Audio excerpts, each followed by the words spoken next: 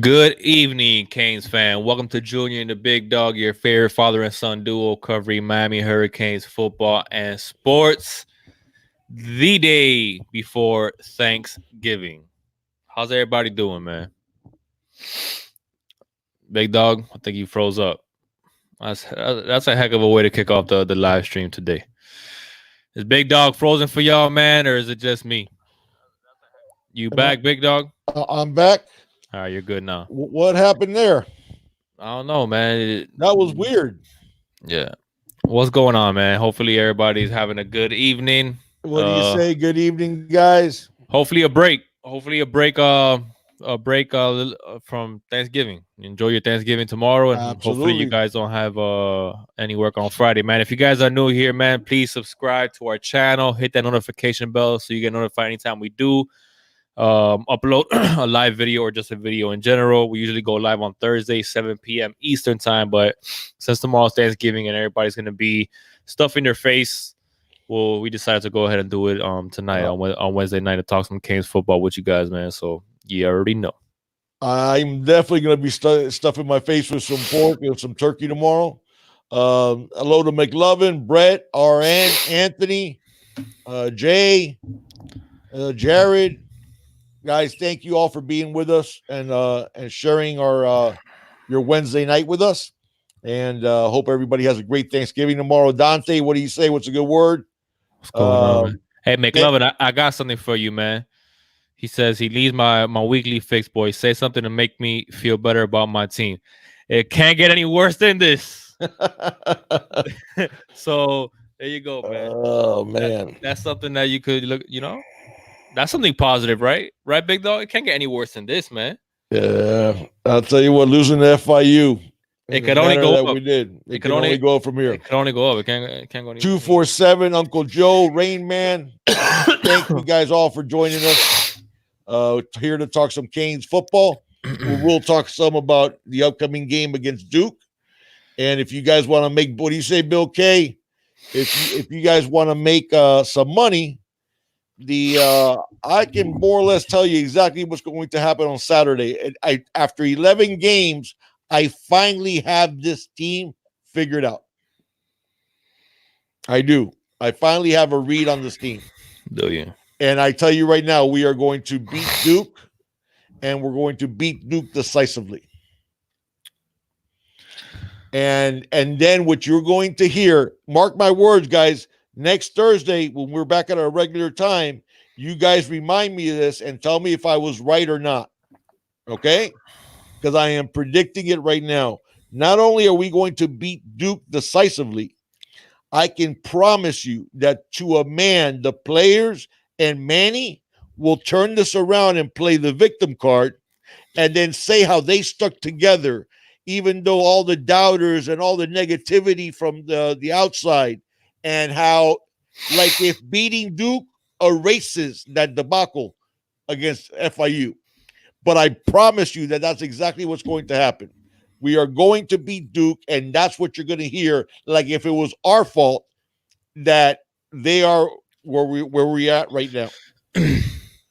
But that's what you're going to hear from Manny and from the coaches and from the players, how they stuck together even though the outside world doubted them and all the negativity and the negativity that they earned.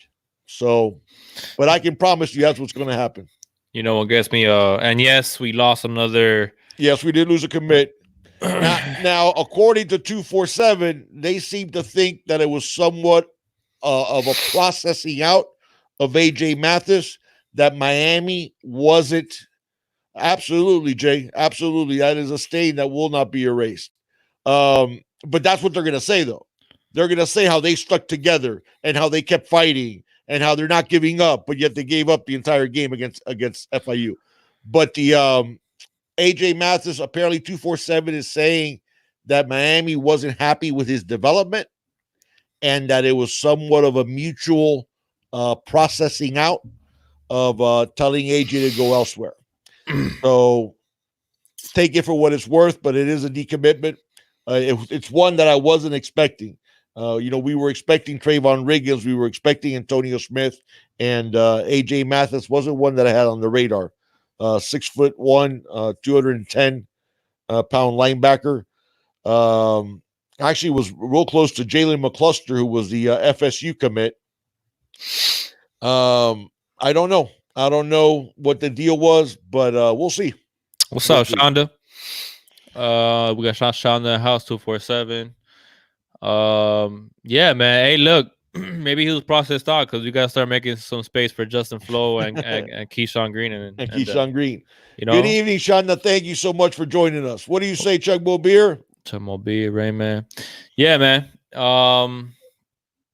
Yeah, Shonda, can't wait till Elijah gets here. we Can't need wait. I'm we dying to need see what Elijah on that defensive line. we need him. We need no. He's hopefully he's gonna be part of the solution to turn this around, to turn this ship around because He will be. Happy He Thanksgiving, has, Sammy. What's up, yeah, CJ? all of you guys, and thank you. I saw that. I think it was Uncle. Um, shoot, I think it was Uncle Joe that was saying Happy Thanksgiving to us. Happy Thanksgiving to you, Uncle Joe, and to everybody. Have a great Thanksgiving tomorrow with your families, and eat plenty of turkey and all the other good stuff. CJ, what's your theory, man? I don't remember the theory. Me too. We are so afraid inside. Yeah, man. What's up, Slim Shady? It's gonna be interesting to see, man. I'll be honest with you guys, man.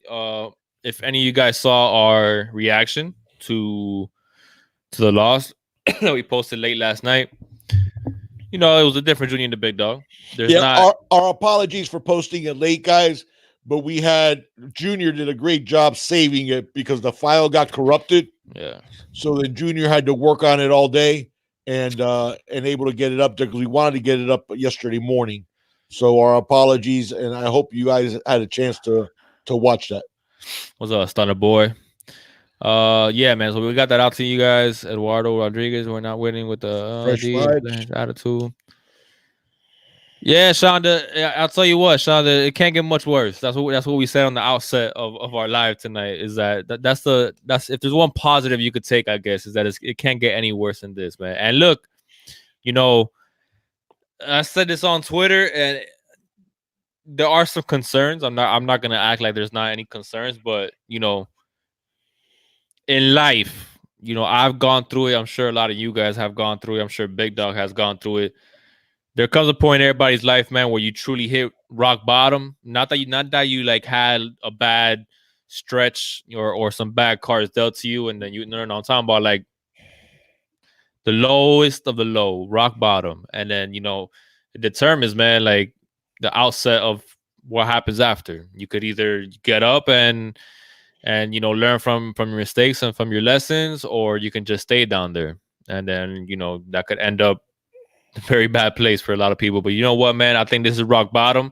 That's why I titled the video rock bottom, because frankly, it can't get any worse, man. I said it on the video yesterday. I think it was the worst loss in Miami Hurricanes history, and frankly, it came at a very bad time, man. A time where you were coming off a 3-game winning streak, against three decent teams, especially the win up in Tallahassee, exploding offensively against Louisville, Jaren breaking the touchdown. Defense was still a little concerning when it came to Louisville because we gave up almost 500 yards. So defense still seems to be concerning in some areas. And then, But everything was of trending positive. Everything was trending positive. We have everything. The momentum was going, man. So some, recruiting, bad signals from Manny. So everything was it was looking good, man. And the thing that you wanted to see was, forget about it being the old side of the Orange Bowl and all that. I know a lot of people the loss means more to them because of that whole backstory. But to me, it's not even about that, man. It's again losing to an inferior team coming off a bye week. Now you're 0-3 coming off of bye weeks. You know what I'm saying? So there's a lot of blame to go around, man. And frankly, the only thing you could do is go out there against Duke and right some wrongs. You know what I'm saying? The only thing is that now we're getting to the final 2 games of the season, against Duke and our bowl game. Frankly, you showed us a 3-game stretch where things are looking good. We're not going to know, regardless if we win these last 2 games, what Miami Hurricanes team is going to show up next year. And that's the most frustrating part from my view, because we've had a stretch of a good few games here. We've had a stretch of, a couple bad games here. Inconsistency is what we've seen from this team all year. So regardless of the way we come out against Duke, let's say we blow the doors off against Duke and we go into our bowl game and we win that bowl game as well. Great. You finish a good season on a positive note to be said, but the FIU loss is not going anywhere. Nobody's going to forget it. And we're not going to know what team we're going to have for next year, man. We're not going to know if we're going to continue to see, the momentum off of maybe beating Duke and winning a bowl game. We don't know if we're going to go into next year and lay an egg. Even though our first few games is pretty easy next year, frankly, on our schedule. So was this year. Outside of Florida. Outside of Florida. I wouldn't say that either, Big Dog. You can't compare this year to. I mean, I'm talking about this coming year. Really easy opponents, because even after the Florida game, you're playing in Chapel Hill. It's a crazy environment. That was a 2-win North Carolina team last year. I get it, but then we have Bethune-Cookman in Central Michigan. But the competition is going to be even worse next year. At least in the start of it's Temple, UAB, Wagner. Yeah, I think those are the first 3 games. I think those are the first 3 games, if I'm not mistaken. Yeah. So, and then we have Michigan State. Right. So I mean, it's a good. Hopefully, get those wins out of the game. Any wrinkles, new players coming into the system and whatnot, and we'll see what happens in the offseason. We don't know if this offense is going to change. We don't know if the defense is going to change. We don't know exactly where these broken pieces that we feel that we have right now with the University of Miami program are going to fall into what place heading into next year. But with that being said, man, the thing to look forward to, I guess, is that we are going to indeed have a slew of recruits coming in, of new players. Shonda to Elijah is gonna be one of them. Yeah. We're gonna have a lot of guys. And Elijah has that and Shonda. I don't know how much of a. I mean, obviously, I know you're a football mom for sure, but when we say dog, it's actually a good thing. And Elijah, has that dog mentality, and you can see it when I watch his tape. And that's what we need. We need more dogs. We need people that won't capitulate. Guys that will fight no matter what. I looked out on that field, and when I rewatched the tape from FIU, what I saw was one team supremely talented and the other team with a lot of heart. And unfortunately, we were the first team, not the second. And I can forgive a lot of things, but effort's the one thing you can control, one of the few things you can control in life. And the effort level that I saw, I was ashamed of, which I haven't been in a long, long time. And that's something that's frustrating. And that's why when I said that a loss like this is owned at all 3 levels. The administration owns it, the coaching staff owns it, the players own it. Because that's the only way that something like this happens. It is because there's breakdowns at all 3 levels. There is an administration who put the sense of urgency that they should have. There's a coaching staff that has tolerated the behavior that leads to a game like FIU. And there's players that are too quick to capitulate and to look at themselves first and the team second. And that's the way that things like that happen. If any one of those 3 were where they should be, guess what? FIU doesn't happen. Yeah. So it's owned at all 3 levels. And no matter what they do against Duke, even no matter what they do in that bowl game, that stain is going to remain. And the thing is, you want to know how historical this underachievement has been. We said it on our video that was released I guess yesterday, right? Yesterday evening. Last night. We became the first team in 40 years, 40 years, 4 decades, the first team to lose 3 games in one season where we were favored by 14 points or more. So, and actually, I think it was the only one that was 14. There was one game that was 14. I think it was Virginia Tech. Georgia Tech, we were favored by 20. Or like 18, whatever. But we became the first team to lose 3 games in one season favored by 2 touchdowns or more in 40 years in college football. Mm. That is unacceptable. Mm. And I can tell you right now what is going to happen is we will beat Duke, because now I finally, after 11 games, I have a feel on this team. Since now the running theme will be how they were abandoned, and the doubters and the haters and this and that, they are going to come out smoking against Duke. Will beat Duke decisively, and then what you'll hear is all this, well, we stuck together. All that matters is what's in, the guys in that locker room. And like, if they can erase that loss against FIU, that's that lack of sense of urgency. That, guys, I said this before, when people tell me, well, big dog, you don't understand, man. The kids nowadays are different. The kids nowadays are not like the kids from your generation. Okay, then explain to me why Alabama has a current winning streak of over 90 games that they have won consecutively against unranked opponents. That's not talent. That's obviously you have to have some talent too, but that's bringing it every week because Nick Saban doesn't allow any different. So the last time that Alabama lost against an unranked team, it was in 2007. Think about that. And by the way, that was Louisiana Monroe, so that was a bad loss on Bama's ledger there. But that was the last time that Alabama lost against an unranked opponent. So the players that they have on their team, they're from that same generation, are they not? Mm-hmm. So it isn't just a generational thing. It's a thing that's been going on now with our program. If the one thing that has been constant, it has been that inconsistency and that underachievement. And Manny said he was going to fix it, and he has not taken the drastic steps that you need to fix it.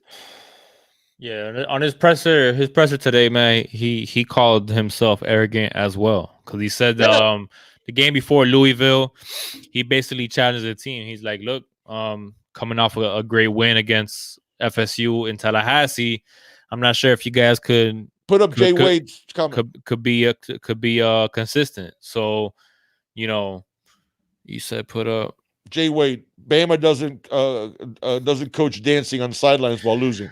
I get it, man. Like the whole dancing thing. I understand. No. I understand. No, we talked about that, and I understand that maybe they were doing to get the team hyped or whatever. Okay, right. Dancing. If I can tell you right now, and this is not hindsight, guys, I knew that something like this was coming, because in the Central Michigan game, no, you didn't. You did not know a loss to FIU was coming. No, a massive underachieving loss. I'm not saying that I thought we were going to lose against FIU. You thought that was coming after the 3 games that we had?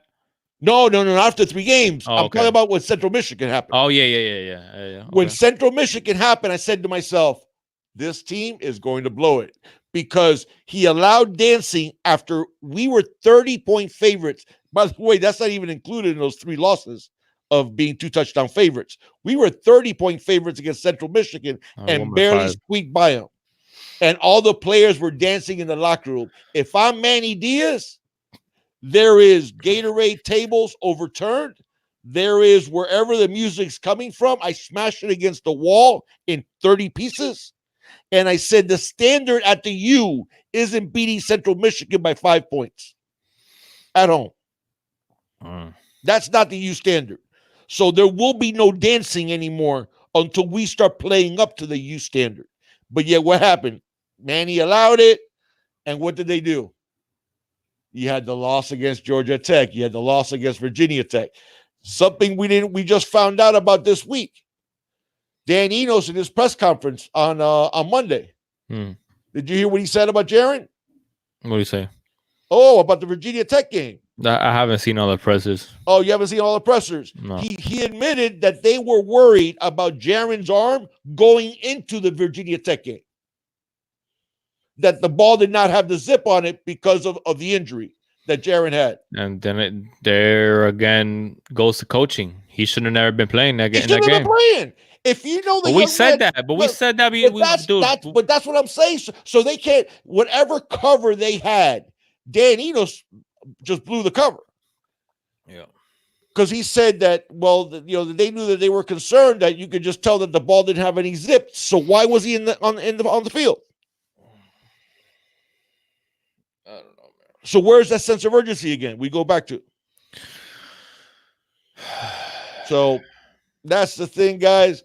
It is what do you say, Sigmund? Dio, we got a whole bunch of guys. Thank you guys so much. Please make sure you hit the like button. Rob, it's not Slim Shady. The dancing, Rob, is earned. Slim Shady, but it's earned by performance. But not by underachievement. Go ahead. No, because Slim Shady says, but once you get to the second and third string, the players are a lot worse than the starters. I don't care. That does not matter. You don't have to do it permanently, Slim Shady. Right. You don't have to do it permanently. It's the message that needs to be sent. You have to send a message. And if I bench you, okay, and I tell you right now, you're not going to see that field until I see 100% effort, 100% of the time. Okay, where are we going this year? Were we going to win the national championship? Because last time I checked, we started out 0-2. Okay, so we weren't going to win the national championship. So why not bench the guy who's underperforming? I'll tell you what, man. You gotta like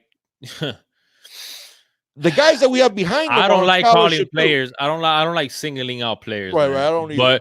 But when you have, okay, if you would have given me 11 or 10 more Romeo Finleys this past Saturday, we would have won that game. Romeo Finley played his really well. Butt off, man. Really well. He was everywhere. He did. Granted, the scheme in which the players play in it may not be optimal according to their talent. We've seen that sometimes. We've seen it with Enos. We've seen it with Baker. But I was looking at a game out there, man. I was just like, I told Big Dog, I'm like, Big Dog, FSU. I mean, I keep on saying FSU. FIU looks like they want it more than us, man. And you can't have that. That's when you start benching players. Oh, we're gonna lose this game. No. Okay, we'll lose this game, but we're gonna lose this game my way. That's what I told you. It's people thought that I turned on Manny or Romeo Finley sucks. Really, Vincent? Really? Romeo Finley sucks. Okay, yeah. All right. I turned on because Romeo Finley was the only dude out there making plays on Saturday. But you're right, that's the guy that sucks, right? We got more talented guys on the field, and who was the guy making the most plays out there? You gonna tell me Romeo Finley sucks? Come on, man, get out of here with that, please, bro. What I was going to say is that when you see what were we talking about? But we were talking about of benching of players. When I said this from before, my problem with Manny isn't that we're 6-5. Finley has been banged up as well. He has been. Finley has been banged up, but the person that made the most to give you an idea, last year in coverage, Romeo Finley's the opposing quarterback stats against Romeo Finley's were every bit as good as Michael Jackson, who led the team in that category. So Romeo was doing a really good job. In fact, that's the reason why we kept using the striker, is because of how well he was playing. This year, you're right, he hasn't played as well, but I do believe he's been banged up, and he did play well the other night. He was one of the few that I saw. Shaq actually didn't play badly. I think Shaq actually had like 11 tackles. I have the stats on my phone. But overall, a lot of other people weren't playing. Well, I disagree about the Finley thing. So what's that? But that he sucks. Or that, no. Of course, no. I strongly disagree with that. But he hasn't played as well as he did last year for a good chunk of the season. But he has been a little banged up, from what we can tell. So, but anyways, we got a $10 donation from. I'm sorry. I'm sorry for snapping, man. I still don't feel good, and I'm not the nicest person when I don't feel good. So my bad. Chuck Mobile with a $10 donation, man. Big Dog, I agree with you. That's why I said leadership has to start At the top, I know players should be held responsible, but the leadership of this team starts and ends with Manny Diaz. Yeah, man. Hey, 100%, man. 100%, Chubb Mobile. I agree. I agree. And Manny kept saying, and I said this in the video, he said this multiple times when he was, because remember on Mondays, Manny does the Joe Rose show, a Slim Shady with a donation. Slim Shady, we gotta be honest, big dog. If Manny sat players for lack of effort and playing worse players, these fans will still be saying the Slim same exact Shady, thing. I have Okay, but video he evidence. doesn't have he's Hold right. on, I have video He's right to a evidence. certain extent, though. He's right to a certain extent because you have a lot of fans out there that would be saying, "Oh, why are you playing such and such is better?"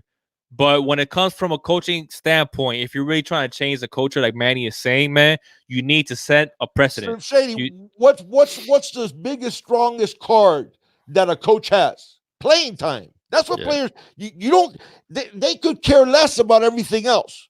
Okay, so you make them run gassers, you make them do up downs. They were saying today, Manny was saying that like when somebody does a 5-yard penalty, he wants the players to police themselves and makes them do five up downs.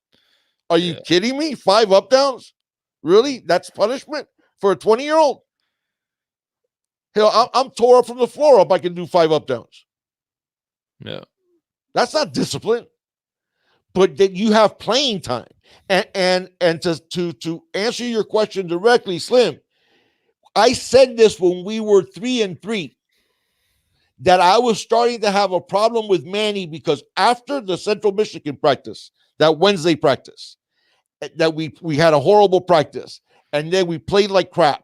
And then the following Wednesday, we had a horrible practice again. And Manny turned the practice into a one-on-one drill. Okay, and the loser had to run gassers.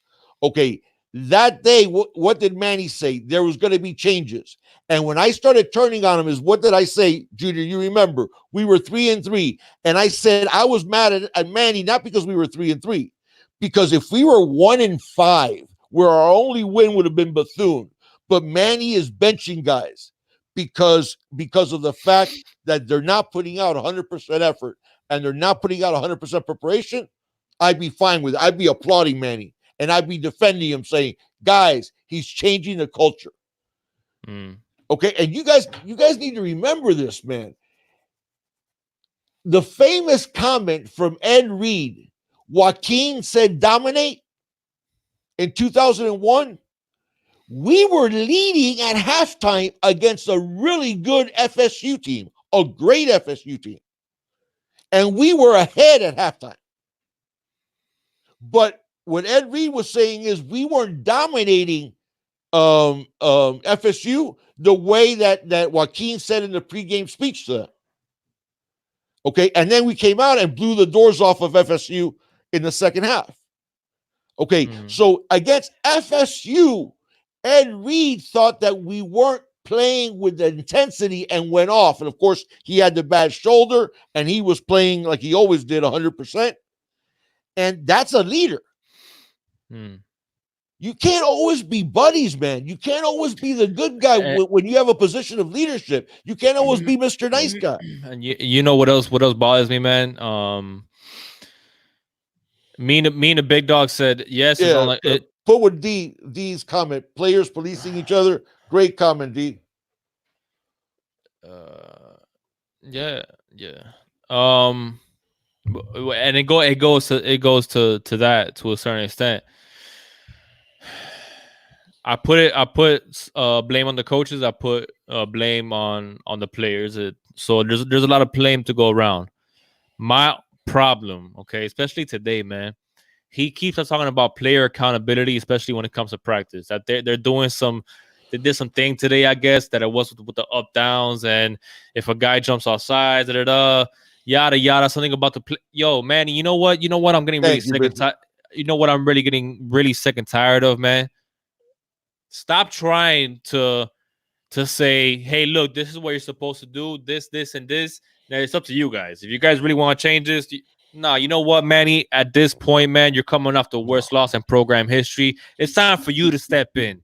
It's time for you to be like, oh, you know, if you're not practicing today, go run some laps. You're done for practice. You're not starting the game on Saturday. We'll go. I don't care about red shirts. I'm not going to care about eligibility. I'm not gonna care about how many more games you got, so you don't burn your red shirt.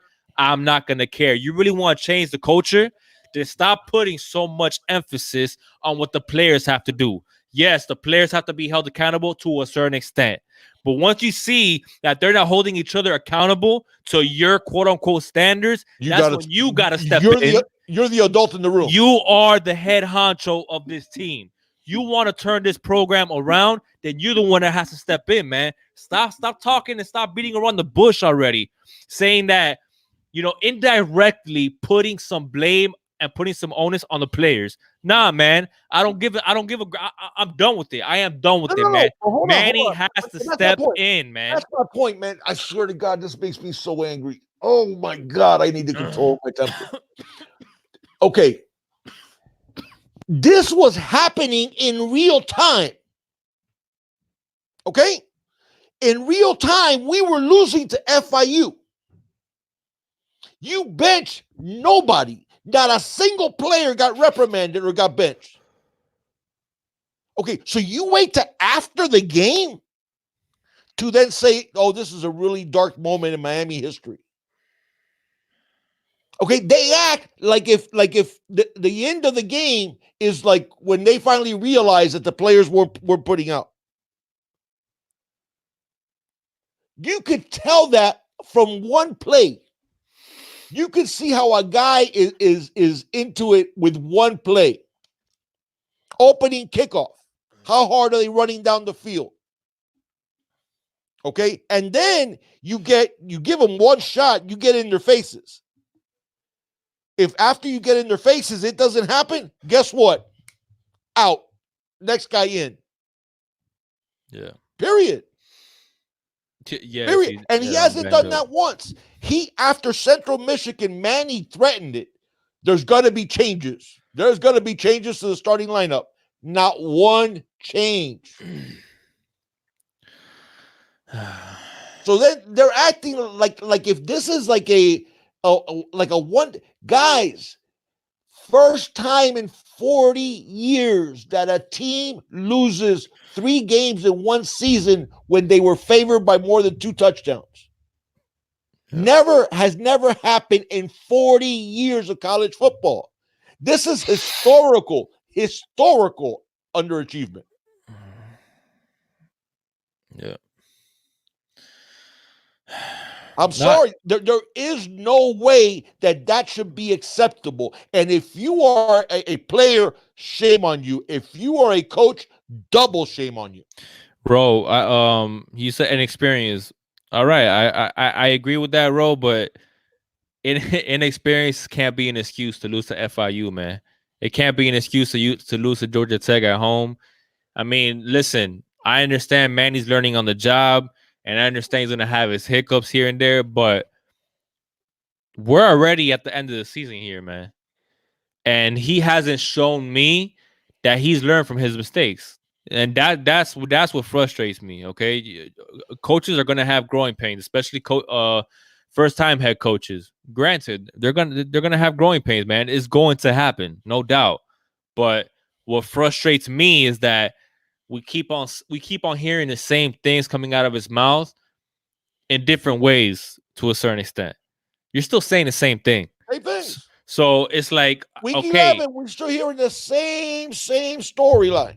Yeah, I keep hitting the thing. That's the spring sound that they were talking about. The what? The spring sound that I keep hitting the mic arm. Yeah, I know. Yeah, hey, my bad, guys, man. I'm sick. No, yeah, it was me. It was me. I'm working on. Oh, okay. No, it was me. Yeah. All right. So yeah. So and nothing's changed, man. So you know what? Like, frankly, I'm not saying to fire Manny Diaz, but if we keep on seeing some of the same next year, buddy, I'm sorry, man. This is the University of Miami. Okay, this ain't Temple. So, we don't get participation trophies at Miami. Right. So and I've been defending Manny, man, for a while. You know what I'm saying? But I cannot. And I can still defend him if he I can. If he walked the walk. I can, yeah, no, If 100%. he But walked the walk, but he didn't. He talked the talk, and that's all it was. It was talk. I'll tell you this much, man. Like I was getting frustrated with fans that were saying fire Manny after Georgia Tech or Right, fire right, Man. right, right, right. I was getting frustrated because I'm just like I knew it was gonna take time. Okay, but a loss to FIU is just inexcusable, man. And That's it's it. not, and it wasn't the first one, man. What concerns me the most, okay, 0-3 coming off of bye weeks. 0-3 coming off of bye weeks. That tells me, man, lack of preparation, lack of getting of leading the troops. Frankly, that's what it shows me, man. So you know what?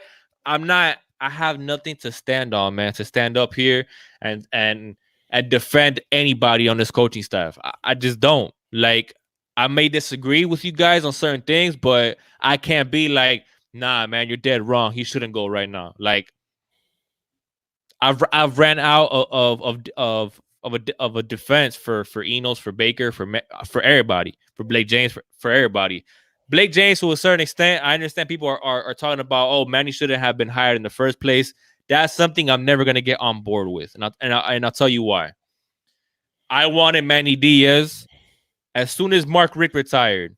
I told Big Dog. Me and the Big Dog both said I want Manny Diaz. Yeah, well, Diaz or Mario Cristobal. Cristobal were the two that we wanted. But Cristobal had the $10 million buyout last year, Right. and Manny's buyout was $4 million. But still, Right. $4 million, the buyout to Temple on top of whatever it is that he's getting paid now. Dan Enos, taking him away from Alabama. Where the F is Dan? Taking him away from Alabama. Blake Baker, your protege, yada, yada, this and that. You say you're going to have your hand more on the defense. You give up almost 500 yards to Louisville.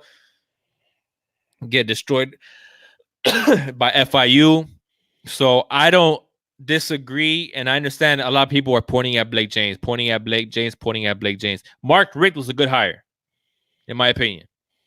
Manny Diaz was a hire that I wanted. Hindsight is 2020. You're looking back at it now, you're like, oh, it should have never, there's a very small window of opportunity because of the Temple job. Correct. But in all fairness, when we were chatting with Paul with Miami Hurricanes Talk, he said something that's true. If we would have conducted a search and interviews and we end up back on Manny, that's one thing. But reflexively to do it that quickly without even considering any other candidates, that's not what you expect from an AD. I'm not at the time. At the time, I was like, well, we got the guy that we wanted, which was Manny. So at the time, I was like, okay, awesome, cool. But when Paul said that, I went, well, put it this way, I put myself in Blake James' spot. And I thought to myself, yeah, I don't do that. Okay, hindsight is 2020, big dog. No. I'm saying if I was in his spot, forget about hindsight. I would not have reflexively gotten one guy without checking all other options. Because just for instance, okay, back then when we wanted Manny, if they would have told us Urban Meyer is interested in Miami, would you still would have wanted Manny over Urban Meyer? No. I mean, no. But you understand what I'm saying? No, so I get it. You should have at least checked out. It could have waited a day. It could have waited 2 days. It could have waited 3 days. Okay, but look who we were looking at. We were looking at Applewhite, Fedora. For offensive coordinator, you're talking about, or for head coach? I'm sorry. That was for OC. No, for head coach, it was who are the Manny, Cristobal. See, but Cristobal was not okay, right? Because he had the $10 million. Cristobal was not a candidate. Well, man. No, because supposedly Cristobal would that's hearsay. That's hearsay, correct, man. But they had Greg Schiano, Chuck Pagano. That's what it was. And I'm missing Butch, I guess. And Butch, right? And Butch. Right. Okay. And with Butch, that was just the first time that I didn't want Butch just because of his age. Because I'd like to finally get a coach that sticks with us for a long time. and Butch is already in his late 60s, But it's just like mid to late 60s. everything was pointing the direction towards Manny Man because of what he did with our defense, turning our defense Yeah, I around, agree. bringing the I turnover agree. chain, the swag. He I understands. agree. He I agree. understands how the U There was plays. guys. There was guys. To be fair, there was guys that didn't like to hire. Paul was one of them, and there Mhm. was others, but we did like to hire. So, in all fairness, that was true. Yeah. Yeah. Yeah, Dante, but I don't think Cristobal was I don't know, man. People keep saying $10 donation, man. Thank you so much, Slim Shady, man. We do appreciate that, brother, man. He says people We keep saying Bama doesn't do this and that. Look at Saban's time at Michigan State or that was first 5 years. When you hire a first time coach, you have to deal with what comes with Yeah, it. same. No, what I was mentioning, Bama, was specifically to the point that people say to me, "Well, today's kids are different. Today's kids are different." And that's the only reason I mentioned Bama. It wasn't so much as comparing the programs. It was just to say, well, those same today's generation at other places where you have a strong-willed head coach, they don't do the stuff that we do. And the reason I brought up Bama is that they had not lost. They have not lost to an unranked, not even not like a. I'm talking about group of five. I'm talking about any team that's not in the top 25. Bama has not lost in over 90 games since 2007, and those are today's generation also. That's the comparison I was making, Slim. Mhm. Not comparing program to program because, like you said, Saban's been there. He had experience as a head coach. Look at the horrible job Saban did with the Dolphins. So That's why I hate Saban. no, I mean, listen, coaches are not finished products, neither are players, even less so with players because they're young men. Okay, so they're still developing as men and as players. Coaches are also not finished products. They learn, they adapt. Can Manny salvage this? He has to learn one thing, and I said this before. Bill Parcells, his first year with the Giants, they went 3-12-1. Okay.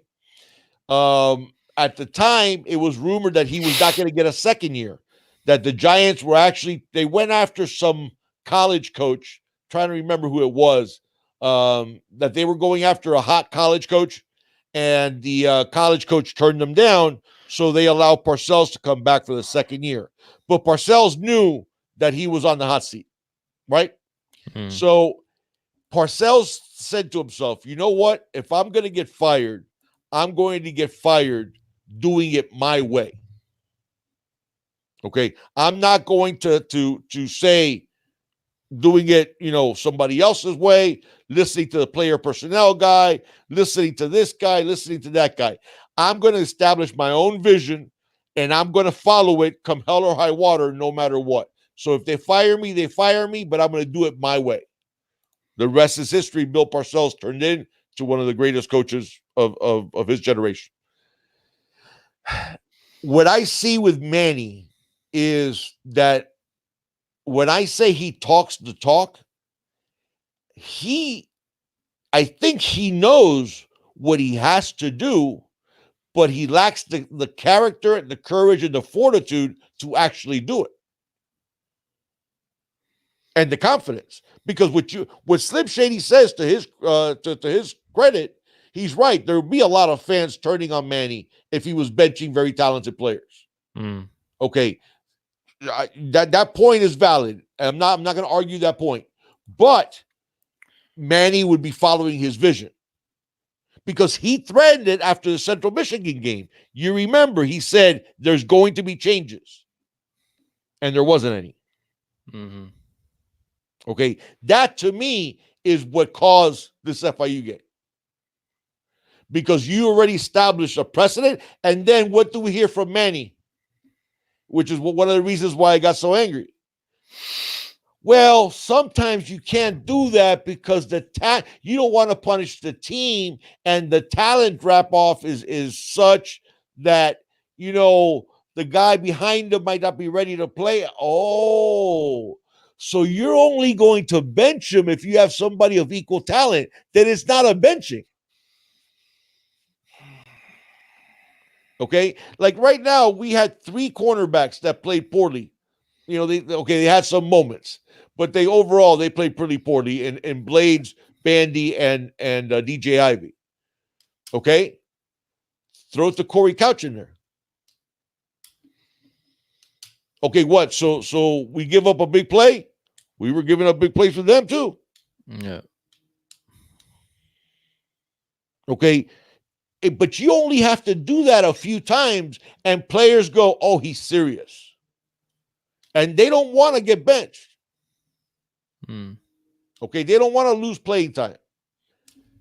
Okay, and even Manny, in the middle of saying this, says, "Oh my God," that when the legends like Michael Irvin and stuff came to talk to the team, that Michael Irvin stated that they had to bust their butts at Greentree because they knew that the guy behind them was just as good.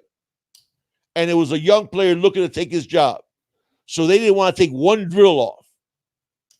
Okay. So even Manny is saying that that's how you establish that culture, but you're not going to bench anybody.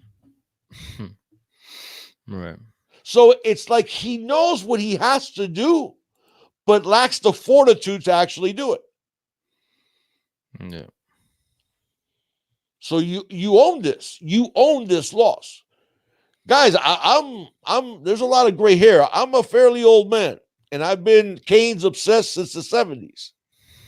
Okay? I can tell you this is the first time in my life I've ever been ashamed of the players on the field. I was ashamed because I saw that FIU wanted it so much more than we did. That's my point, though, man. And that they were punking our players, and our players were taking it. I think they got confident, man, after that Louisville game. I think they got confident, especially that 3-game winning streak. Oh, we beat Pitt, go to Tallahassee, beat FSU. We've done that all season long. I know. It's like the team looks down. Oh, we don't have to worry about Georgia Tech. Yeah, you do. Oh, we don't have to worry about Virginia Tech, because you remember when we played Virginia Tech, ended up having a good season, but when we played Virginia Tech, they had just gotten blown out the previous week. So it was like, we don't have to really. That's how you end up with a 6-5 record with a very talented team. Guys, against FIU, we had 0 sacks and 3 tackles for loss. We've had 3 tackles for loss in one series. That's not scheme. That's not scheme. That's not scheme.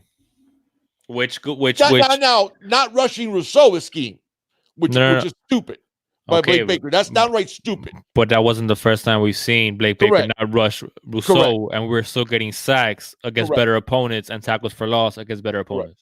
So and Rousseau now is seeing double teams every time he rushes.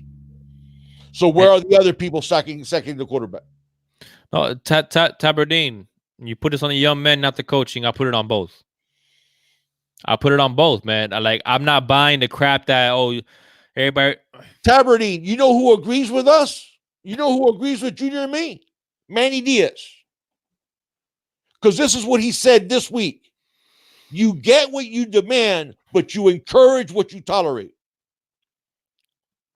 Hurricane Lasso. Okay. So you're going to tell me that the only reason why we had 0 sacks against FIU and 3 tackles for loss was purely because of the scheme? That wasn't because of effort? Because you could blame scheme to a certain extent, for sure, 100%. We're not saying that it has nothing to do with scheme. We're just saying that you cannot blame 0 sacks against FIU with the defensive line that we have and the talent that we have when it comes to pass rushers and the talent we have on defense and 3 tackles for loss. You can't blame all of that on scheme. FIU rushed for almost 5 yards a carry, 4.7 yards a carry. FIU on Miami. Lazo, that's not scheme. That's not scheme. That's want to. That's desire. That is focus. Because Lazo, when you're playing, everybody has a gap. Everybody has a gap. Yeah, Rick Bad Boy can't blame scheme on missed tackles either. No. We had 29 missed tackles against Georgia Tech. Was that scheme? I'm sorry, 20. You don't miss 29. You can miss a tackle here or there. A guy makes a move. A guy, gives you a dead leg. 29 missed tackles is lack of effort. Yeah. Oh, you were talking about the sacks. I got you, brother. No, I understand. We did do that 2-man pass rush with Rousseau as the spy. Mind you, when we did that, they didn't complete the pass because we ended up getting him off the field.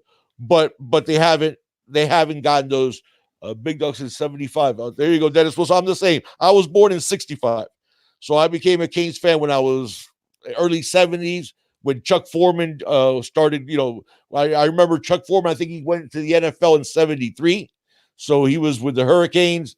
Even back then, I already knew Ted Hendricks and Jim Otto and those guys, and that's how I became a Canes fan. And then my older brother, his first wife, father was an alumni of Miami. He was a season ticket holder and a contributor.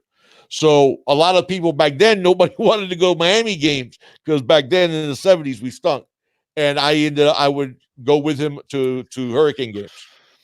And I loved it. I just became a crazed, obsessed Hurricane fan since then. D Rev, there's nothing wrong with Baker's scheme. There is 100% a lot of things wrong with that's Blake the thing, Baker's D-Rev. scheme. Yeah, D-Rev, the what he's done about dropping Greg Rousseau into coverage and using him as a spy and using him at the nose tackle, that is, to me, that is stupidity. That is somebody saying, oh, I'm going to think outside the box and doing something dumb. And then people defend it by saying, oh, well, Rousseau has gotten some sacks from the D tackle. Okay, and Rousseau can get sacks from anywhere. That's not the point. Using him in coverage, using him as a spy, and then you see. I'll just point to one thing. You're coming off a bye week. North Carolina, what they do best when in the passing game is fades. Right. Fades. Right. You're coming off a bye week, mind you. Okay. Right. Now Sam Howell started to developing other aspects of his game, but back then all he was doing was fades and the first read. If that was covered, he was taking off for the ball or taking a sack. And what happened against the Canes? 6-7 fades that he connected against us. That was probably what they wait for. Of the yardage. What they Wake Forest do the very following week. Cover 2, and Sam Howell was bench. So that's my point when I'm talking about Blake Baker and his scheme. There's an issue there, man. I want Manny Diaz to take over the defense. Mo, 29 missed tackles isn't coaching. That is not coaching. That is lack of effort. How is missed tackles coaching, man? No, 29 tackles, that's effort. That's lack of effort. Whatever. What I'm trying to say is I want Manny Diaz to take over this defense, man. Because I do not like Blake Baker. Blake Baker was not ready for Power 5. He's trying to get way too cute with his defense. Man. And some of the things that he does not know how to utilize your personnel to the best way that they can be utilized. Another $5 donation, man, from Slim Shady, man. Thank you so much, Slim Shady. You're lighting us up today, man. So we really do appreciate it. He says, BD, I don't know BD. Big dog. Big dog. Can't blame scheme for Jaren throwing into triple coverage either. That Jaren was played flat as hell on Saturday too. He played horrible also. He played terrible. And I'll tell you something. And I hated the look on his face, man. Also, man, because it just looked like he was disinterested. He was like disinterested. He was flat. I would say he was flat. He was the one thing is we know and we've seen it that Jaren has an elite ability, elite accuracy, elite touch, all those things Jaren has. In order to be a great quarterback, not just a very talented one, I can tell you right now, you guys that are older are going to remember this. The most talented thrower of the football that I've ever seen in my life after Dan Marino, the most talented passer of the football was a guy named Jeff George. Okay. Jeff George, I mean, just a beautiful passer, tremendously accurate. What ended up ruining Jeff George's career? All the intangibles. He was a head case. He didn't get along with teammates. He wasn't a hard worker. He wasn't a leader. He didn't want to do the extra, put in the extra to work. All those intangibles are what ruined his career. Now, I'm not saying that that's the issue with Jaron, because it's not anything that to that level, at least as of yet. But if you want to be a great quarterback, part of those intangibles is leadership. And leadership two ways: vocally, of being able to get in guys' face when they're not practicing the way they should be, when they're not preparing, when they're not playing the way they should be. Also making sure that those guys, do extra work with you when the coaches are not around, because the coaches can only be with you 20 hours a week. So that's on Jaron to set all that up. Mm-hmm. But you have to also be a leader by example. Mm-hmm. The guys see that you're the first guy in and the last guy out. The guys see that you're putting extra time watching film. The guys see that you want to set up all those workouts away from the coaches so you can develop timing with the receivers. Mm-hmm. The guys see that you approach an FIU the same way you approach an FSU. Mm-hmm. Okay? That's on Jaron. And for Jaron to take the next step to not just be an elite thrower of the football, it's going to be those intangibles.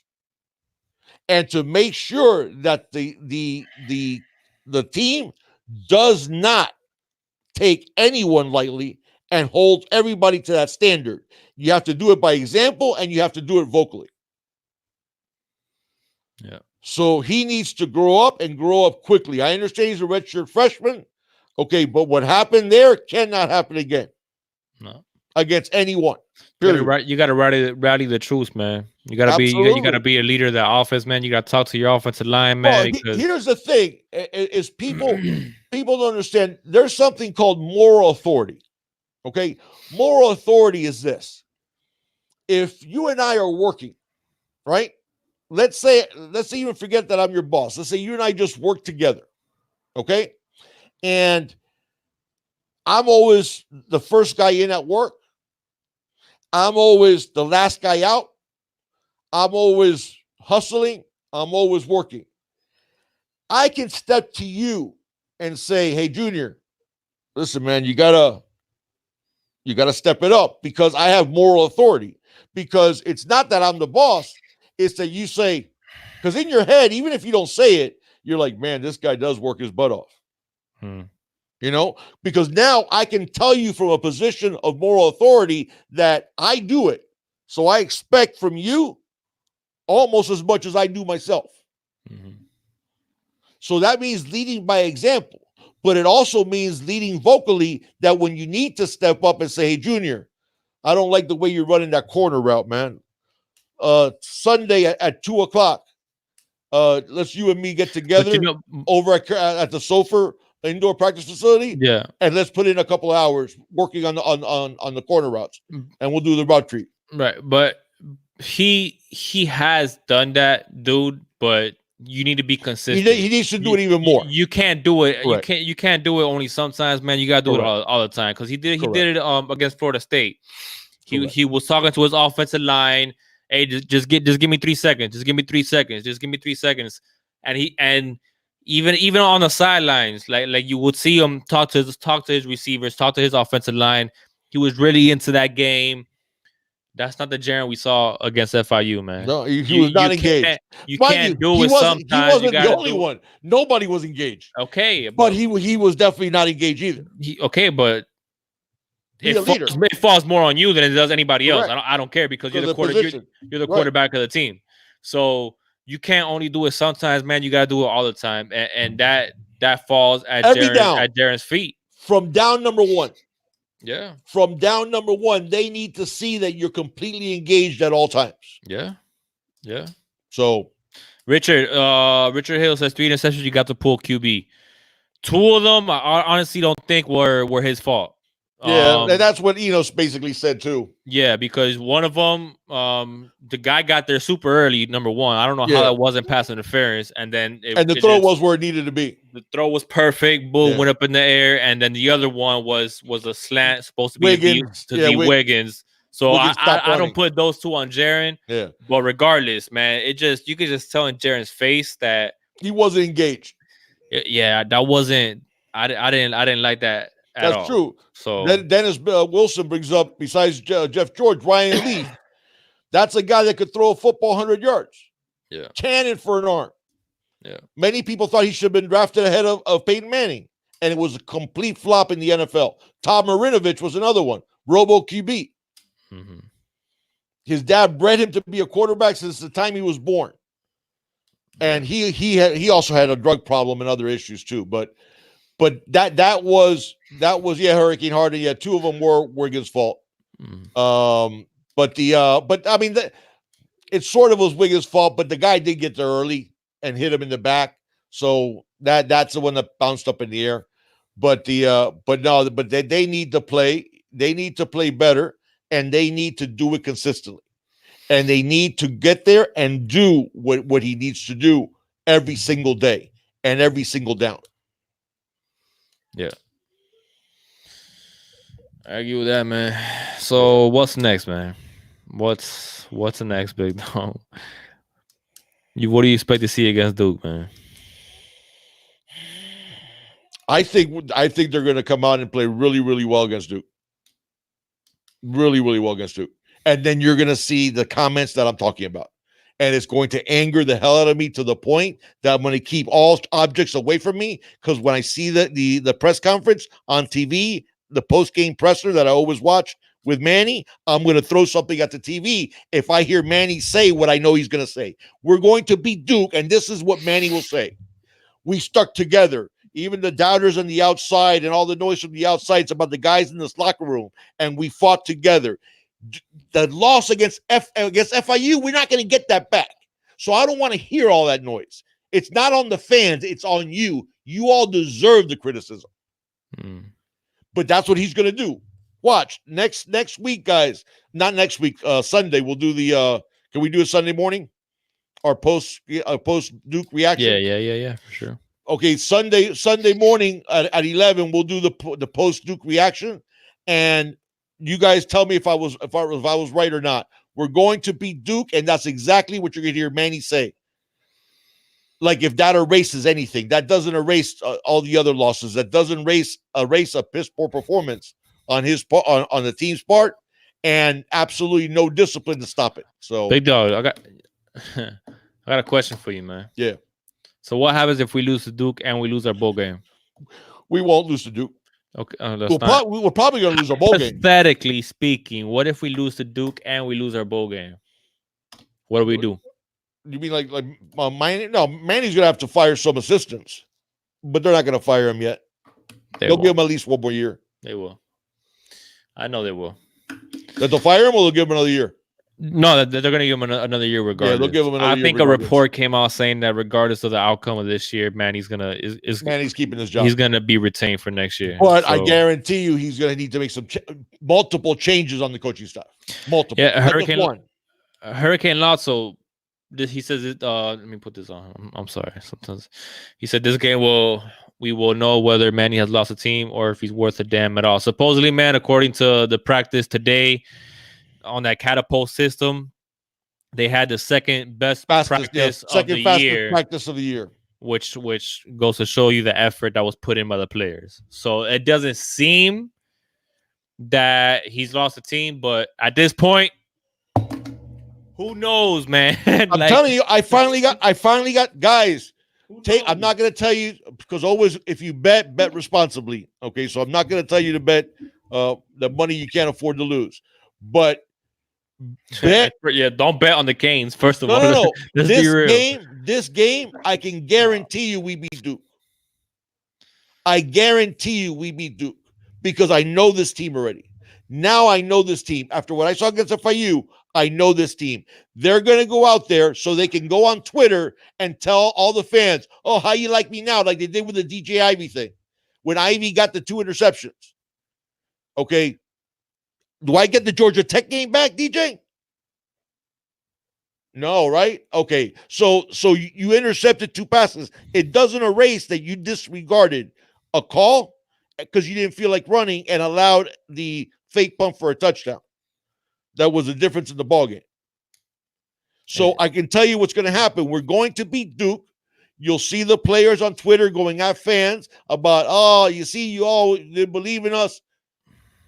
And that's going to be the card that they're going to play. Big Watch. Buddy says, Big Dog, I have my super chat donor loaded waiting for a rant.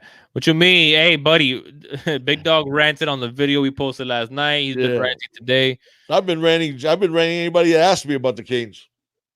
I don't think we're gonna lose this game either, man. No, I think last squad 305. How cold is it gonna be, man?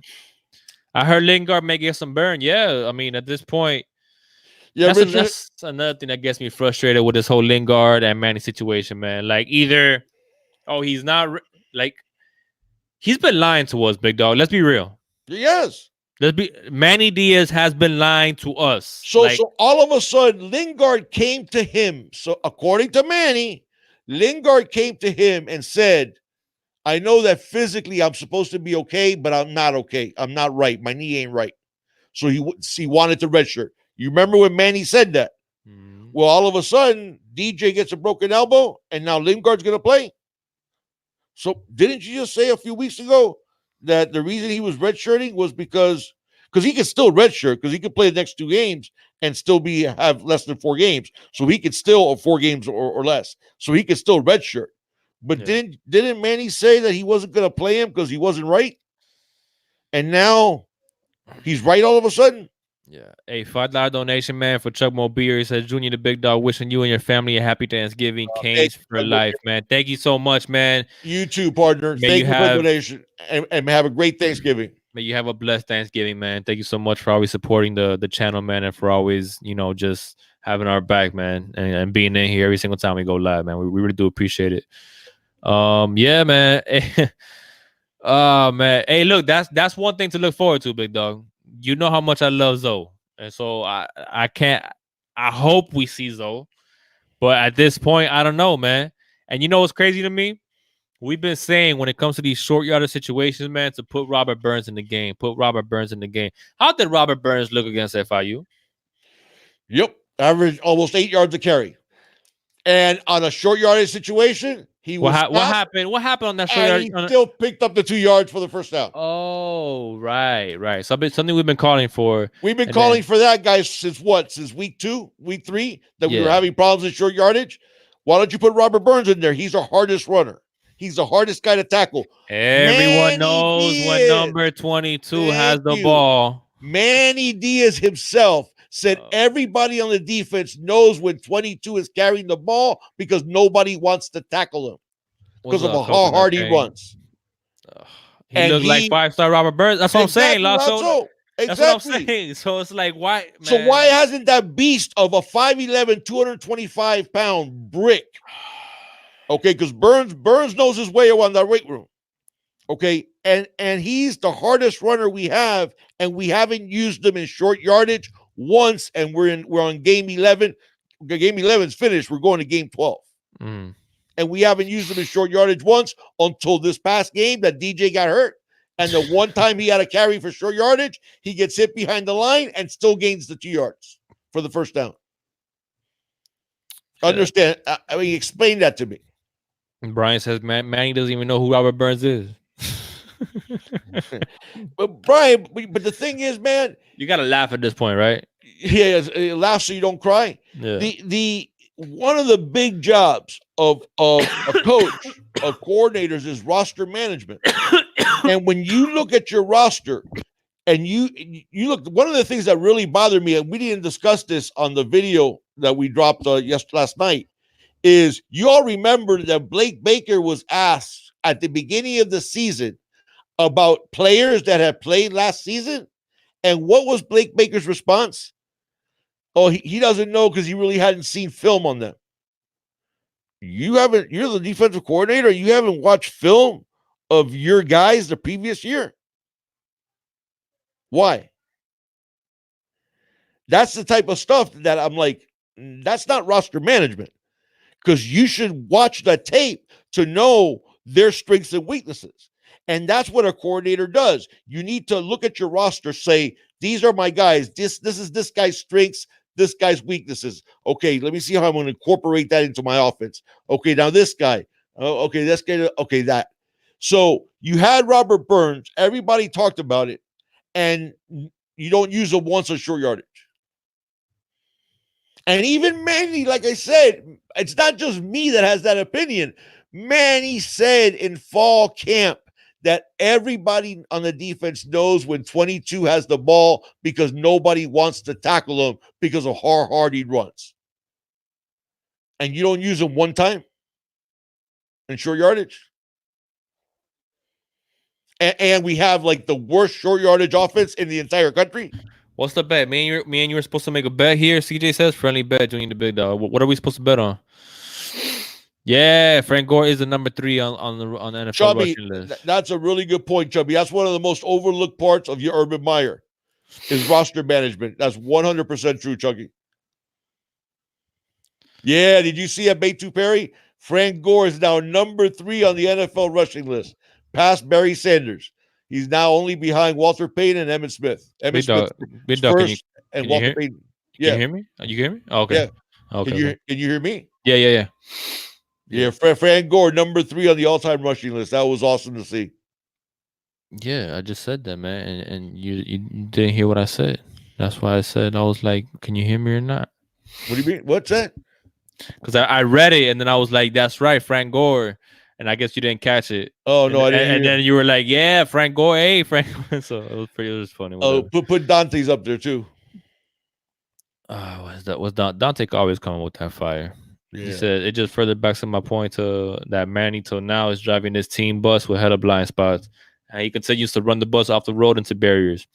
He can see the forest in the tree. Put the Team G1, the comment right after Dante's too. That's a very good comment. He's right.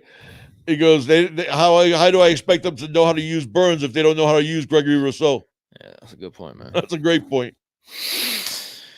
Yeah. Sammy was saying the number 1 fullback in the nation, and he barely sniffs the field and never on short yardage blocking, never running the ball either. Exactly. And all we kept hearing in spring was, man, Rielis George looks good. Yep. And that's a 250-pound monster. 245, whatever he's listed at. Yeah. I just, guys, I am apoplectic sometimes. What's up, Jay? Oh, hold on. Junior and the Big Dog. CJ wants to make the bet on the Duke game. If I'm wrong about the Duke game, I actually like Peppers, CJ. I'll tell you what I'll do. If I'm wrong about the Duke game, you by yourself. I'm not betting on that game. Do something. Yeah, CJ, come up with something. And I'll make the bet. I think 247 said brown paper bag. You're just gonna need a big one for that big head of yours. Thank you, Saeed. What's that? A brown paper bag? Yeah. I'm gonna need one of those, the large ones. What's up, Taz? What's good with you, man? Eduardo, good point. Backup running backs, linebackers, DBs, they're not being used properly. I agree. What do you say, Jay? Yeah, Kingwood, they don't know what they want. That's the biggest issue. Yeah, man. Yes, sir. Vincent, the thing with Enos, I don't think he'll run Cam into the ground because you notice as soon as DJ went down, Robert Burns started to get some burn. Hey, there you go, started to get burned. And I think that's been to a detriment because there's been games that he could have rode the hot hand. You know, there hasn't been a game that DJ's gotten to 20 carries, I don't believe. Trying to think, I don't remember him getting to 20 carries. And the same thing with Cam. And sometimes with running backs, man, the more you use them, the better they get. You know, they get a feel for the defense. They start seeing things better. And I think we needed to run the ball against FIU, and I think we ran the ball, I want to say 24 times total on the game, which made no sense. FIU is actually decent against the pass. Their problem was against the run. FAU ran for like 400 yards against them. Yeah. And we don't run the ball. Curveball, man. Thank you for stopping in, man. He said he can't stay, but just want to say what's up and Thank you, thanks. Happy Curveball. Thanksgiving, man. What's going on, OG, man? Um, yeah. What do you think about just going to a pure spread at this point, big dog? When we have done pure spread elements, it's worked. Right. It's worked. So yeah, I mean, the scheme of the offense and the roster management has been horrible. We have not used guys properly. We have definitely not they definitely haven't done what they promised in Mm-hmm. terms of tailoring the offense to the skill set of the players. Enos definitely has not done that. So I mean, Nah, 247. You lying. If we get what Justin do you Flo to say, Anthony? commit, if we get Justin Flo to commit, that'll definitely make things better. I'll tell you that much. Yeah, you ain't kidding. But big dog, everybody's doing it and everybody's having success offensively, man. So why not the Hurricanes? Especially Yeah, when the speed that we have. I agree. That's my point. I So listen. You know, before I didn't know Enos was available. right. Okay, once we knew he was that the man he got him. Yeah. I mean, you thought about it. You went, man, this is the guy that Bama and Georgia wanted, and Manny did a great job getting him away from there. So I get that. But the guy that I wanted was Larry Fedora, who runs a pure Mm, spread. right. In fact, he's one of the, I mean, not the like the pioneers of it, but he was one of the big spread proponent guys. Is why he got the head job at North Carolina. Mm-hmm. So I wanted Larry Fedora. So yeah, I absolutely like the idea of a true spread concept, and I think if Enos leaves, if Enos either by his own accord or Manny gives him the boot, I think you're going to see a spread offensive coordinator. And I'll be honest, man. I like that, CJ. Okay, you're on. You are a partner. I CJ will says eat. he'll eat 5 peppers, and then, but if we don't beat Duke and that doesn't happen, then I have to wear a brown paper bag saying Taggart and Manny are elite coaches. Yeah. I like it. I like it. I want to see Manny take over this defense Absolutely. next year. Oh, I don't James. want another D coordinator. I want Manny Diaz to take over responsibilities for the defense. And frankly, I want another OC, man. Or, but then at that point, you're basically gonna force Enos out because if you kind of downgrade him or bring in like a passing specialist, like a passing plays, coach on the offensive side of the football, it's gonna look bad, I guess, for Enos. But at this point, man, I personally think that Enos is stubborn. I think he's stubborn, and I don't see. He is stubborn to a fault. Right, that's what I'm saying. But so I don't see the like the offense evolving. I don't see. I don't know, man. It's just like sometimes he'll call a series where you're just like, okay, yeah, like towards the end of the game against FIU, and you're like, obviously you're trying to get back into the game. You have to throw the football, so you're running different concepts. But man, like everybody's having success with the spread in college football, big dog. They are. Like, like, That's okay, valid. so it's time, Yeah, man. Like, absolutely. we got to do it. But that's what I thought we were. That's what I thought we were going to do when we hired Enos. I mean, I understand he ran. I knew he ran multiple and he ran the spread coast, but I thought we were going to see a lot more spread elements than we have seen. And I get it, guys. Listen, that multiple offense is if you run it right, especially if you have a good offensive line, it can be tremendous. It can be tremendous because you do have the ability to put the defense in bad positions where they can't adjust. And if you run up tempo, by the way, that's something that wasn't even mentioned. How come we kept huddling when we were down and trying to come back? Mm-hmm. Why were we not running no huddle? Mm-hmm. That made me so angry. Mm-hmm. So angry because we ran out of time. We took several minutes to score on that drive. Yeah. Why were we not running no huddle? That made me so angry. Dennis is like all around the board horrible, big dog. But it's Manny that thinks we can't run on the spread. So who's at fault here? I've never heard Manny said that we can't run the spread. Well, no, I think he means not that he said it publicly, but that he didn't want to run the spread because he would have got a spread offensive coordinator. Yeah, but we thought we were gonna see more spread concepts to the Oh, offense absolutely. with Enos. So I mean, Absolutely. to a certain extent,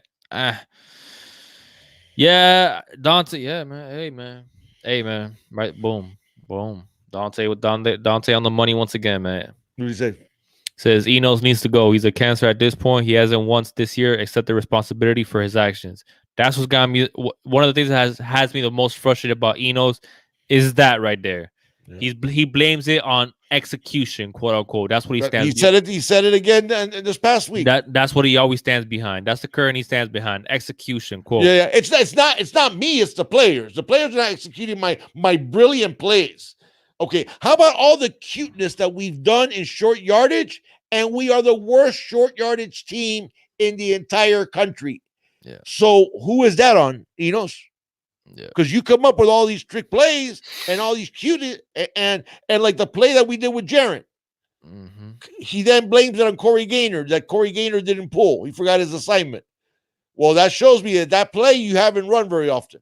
Right.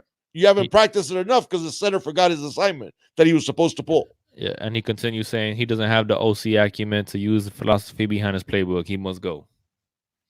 There you go. There you go. Can't disagree with anything you said there, Dante, frankly, man. 247 says, Junior the Big Dog, answer this. We lose Orange and Green Blood. Cohen, this is for you, Cohen. Cohen. It's all about the you. Man. Cohen, it's all about the you. He thinks we're naive, says Downfound. 247 says, doing the Big Dog, answer this. We lose to Duke. What bowl game do we get? 247. I think we're probably going to. I've heard Music City Bowl. I wouldn't mind that because you know what? That's a pretty decent recruiting territory. In fact, Chris Washington is from Tennessee.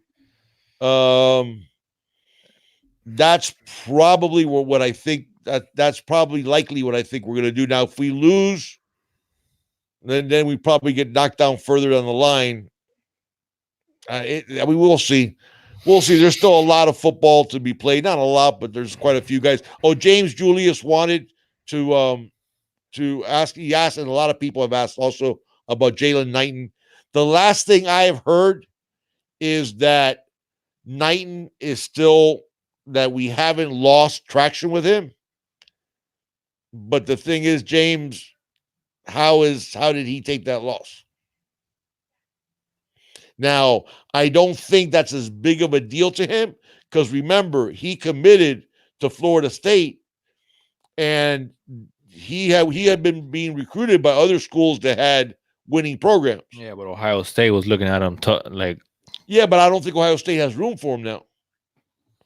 I don't think Ohio State has room for him. So I don't think that the loss to FIU is going to kill our chances with Jalen Knighton. And as far as I know, it looks like that's. I feel pretty good. I still feel pretty good. I don't feel as anywhere near as good about Knighton that I did before this FIU loss, though. So take that for what it's worth. What do you say, Mr. Rubicon? What's up, Rubicon? All right, man. Let's take some rapid fire questions before we go ahead and. Mo was saying that he doesn't think Knighton is coming to Miami. That's a possibility. Because he's going to Florida. Hey, and I'll tell you what, man. What do you think now, Big Dog DJ? Broken arm. Does he come back? Does he go to the NFL? Good question. That changes things a little bit to a certain extent, but the good news is that it is only an arm. It's not a knee. Right. You know, so yeah, he's gonna get over it and be 100%. Cast that up, man. You'll be fine. Yeah, and you can still run. You can still run in the combine. You know, Manny said that he doesn't need surgery.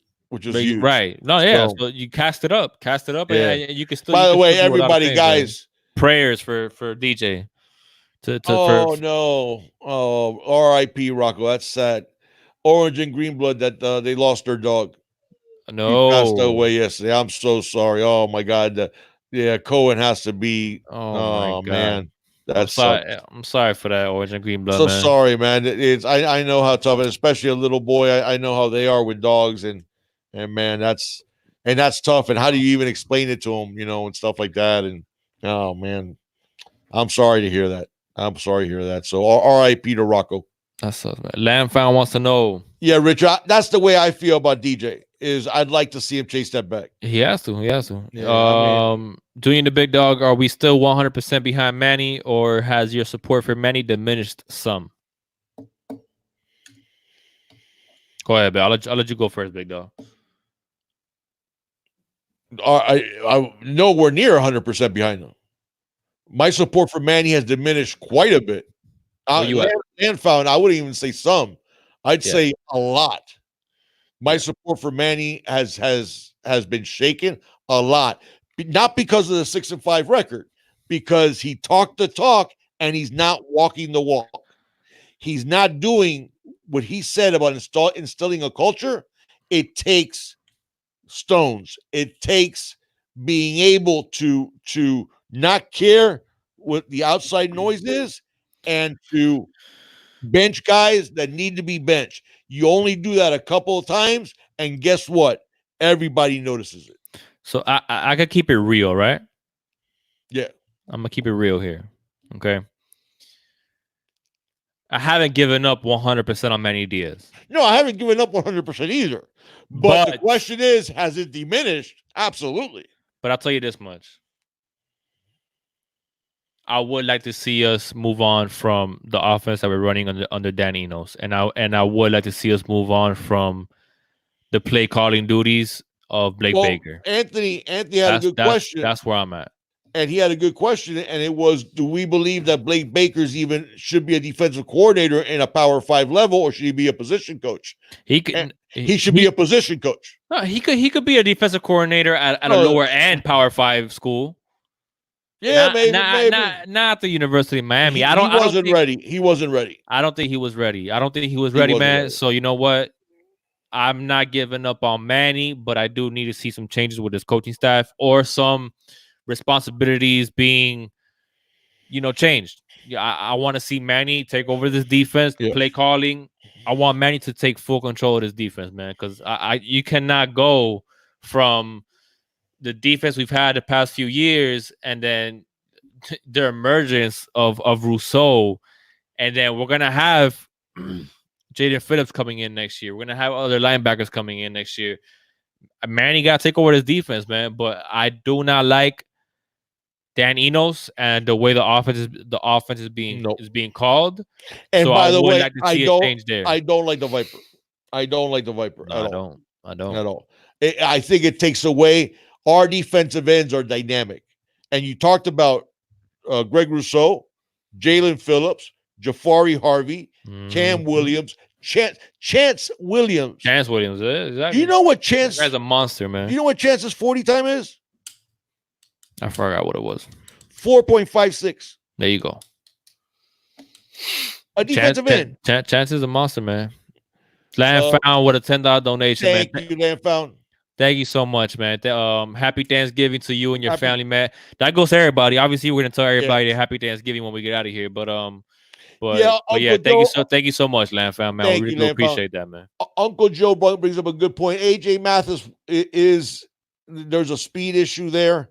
I do think 247 reported that they think it was more of a mutual decommit, that the staff wasn't high on him any longer. Right. So that's the thing. And but I didn't expect it. I thought AJ Mathis was a solid pickup, but yeah, I mean, I can see why we might have moved on, especially if we have the possibility of getting Keyshawn Green or obviously, hopefully, Justin Flo, but that'd have to be a miracle. Arkansas is waiting for Enos, big dog, for the head coaching job, supposedly. So, hey, man, you know what? Hey, I think it's a good thing for Enos, man. I think it'll be a good thing for Enos to go ahead and take that job. Wholesome said that he'd help him pack. Yeah, no, for sure. I'll help him pack a ticket. You want to go half on a ticket? Yeah, we'll split the ticket. 247. Stephen Fields as OC. No, 247. I That's like my Stephen answer. Field. That's I my do like answer. Stephen No, Field. Yeah, no. I don't know if I put him at the OC. I'd rather 247. I'd rather go out and get a I Larry want to pay Fedora, some money and bring in an a elite Major offensive Applewhite. coordinator that runs a spread offense. That's Yeah, all I want. T. That's it. Martin. Yeah, That's all I want. those type of guys. Yeah, That is Uncle all Joe. I I want. I love Keyshawn. That dude's a ridiculous athlete. 4.40 at 6'3", 195. That's ridiculous. Who would you want? Flo Green, Flo. No, I don't. no, yeah, Flo. No, I don't no. gotta keep on reading the rest of the question, Jay. Yeah, yeah, yeah. I don't gotta keep on reading the rest of the Yeah, question. Jay, it's like Flo, and then Keyshawn Green, and then some other guys. Yeah. Yeah, Green is a heck of a player as well, man. he But is. Flo He is is. just But Green's a pure outside linebacker. Mike Leach would be whoa. What's that? Whoa. If we could somehow get Mike Leach, Yeah, he's a head coach. He doesn't I want to go back to know, being a I head know it's not coordinator. gonna happen. But that's what I envision. That's what I want for an OC. Somebody in that Do like the air category. raid. Yeah, Yes. yeah. Yes. I definitely. I'd like just a Larry Fedora type. Larry Fedora would have been Yeah. great. 100%, man. Would have been great. 100%. Major Applewhite. Yep. You know, Yep. those type of guys. T. Martin would have been good. Yep. So that's those type of guys. Live Squad says Dorsey for OC. Ooh, See, but Dorsey doesn't have that. See, experience. we're going. Yeah, We're yeah. going. No, we're no, going back but to he this. is a coach, though. He is a coach. I mean, Yeah, but Dorsey. It's not like Dorsey is not. He's been a coach, and he's been a coach for a while now. Man, that would be I wouldn't interesting. know, man. I'd have to really check Big to dog. see. Yeah, but I don't think it's enough, man. Like people are saying that because of the ties to the Canes, though, man. Like that's what I don't want. Like I want to get. I don't know, man. I just want to get a high profile offensive coordinator that runs the spread offense. That's all I want. That's all I want, man. That's all I want, That's all I want to do. Absolutely. and I want to pay money to And do it. that is a good play caller. Absolutely. So Anthony was saying about his comment from your Anthony. I don't know what I saw you had asked about which type of like scheme, offensive line blocking scheme.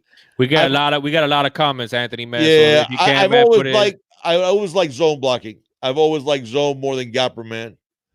So He said any update on Kendrick? on I forgot. Kendrick Poitier. Poitier. There you go. No. As far as I know, I don't think we have a ton of traction with him.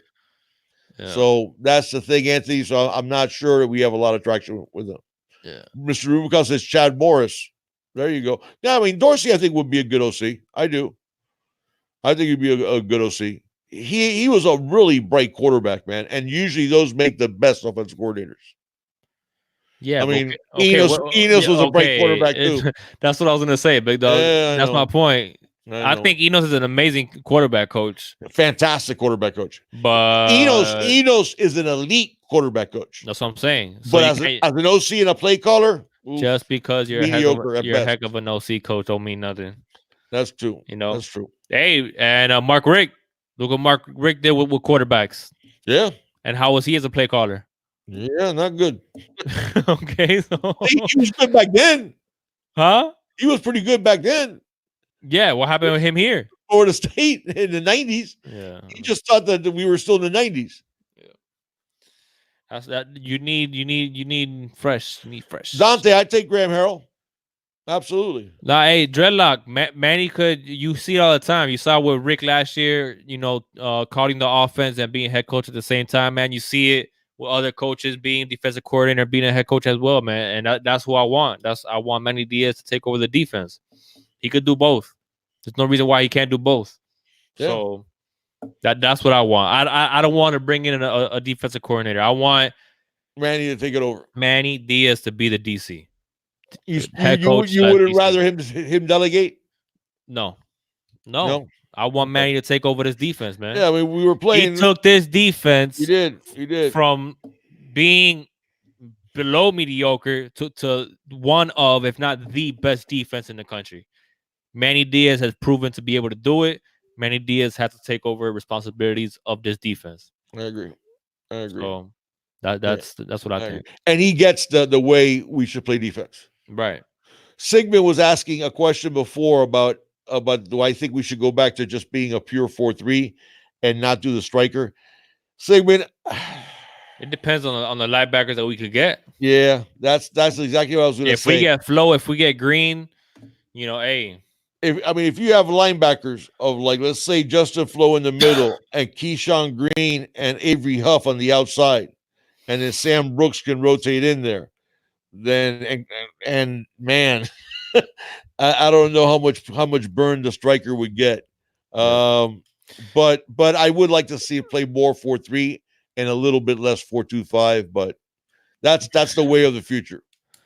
Brian says Mike Leach as head coach, Manny as DC, big dog recruiting coordinator. I like it. Hey, 247, DM me the number I'm supposed to call for the DJ Dallas Oh, that's highlight right. I tape. forgot to call that today. DM me the number, man. But what you think, big dog? You just about ready to go ahead and get out of here? Yeah, you want to answer a couple more? Chubb Mobile says Dorsey has NFL coaching experience with Carolina and Buffalo will be a good OT. I'm digging it, man. Yeah, he was a really good QB coach with Cam. Unknown faith. You guys speak it. Chuck Mobile, Dorsey, Cam's best year in 2015.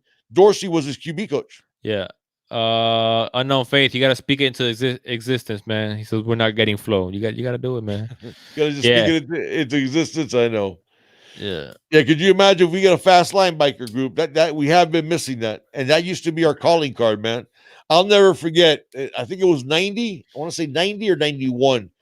University of Houston. That's when they had David Klinger and they had Andre Ware, and they were like the putting up the points. They were the state of the art run and shoot offense back in the day.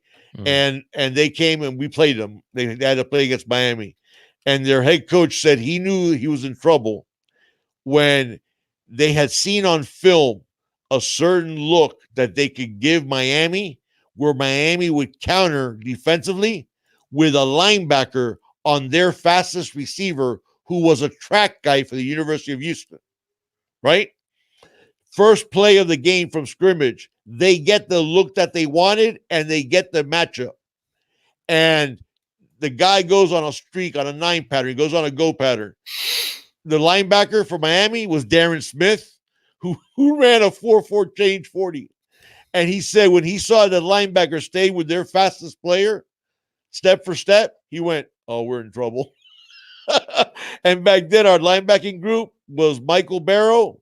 It was Michael Barrow, Darren Smith, and Jesse Armstead. That's one hell of a linebacker group. Caddy Boy says all three of them ran around 4.5.